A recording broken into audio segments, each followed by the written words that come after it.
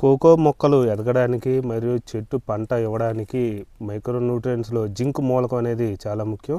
ఇది కనుక లోపిస్తే ఆకులు సన్నంగా రావడం, ఆకులు కొడవలాకారంలో మెలే తిరగడం జరుగుతుంది. ఈ తీవ్రత ఎక్కువైతే కూడా దాన్ని ప్రభావం పంటపై కూడా చూపిస్తుంది.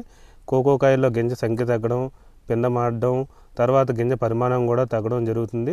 దీని నివారణకు కోకో మొక్కలకి అయితే కనుక సంవత్సరానికి 30 నుంచి 50 గ్రాముల వరకు జింక్ సల్ఫేట్ వేసుకోవచ్చు. తర్వాత పెద్ద చెట్లు కనుక చూసుకుంటే కనుక 50 నుంచి 100 గ్రాముల వరకు సంవత్సరానికి ఒక్కో చెట్టుకి వేసుకోవచ్చు.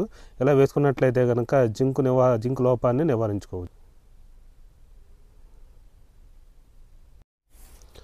కోకో మొక్కలు ఎదగడానికి మరియు చెట్టు పంట ఇవ్వడానికి మైక్రోన్యూట్రియంట్స్లో జింక్ మూలకం అనేది చాలా ముఖ్యం.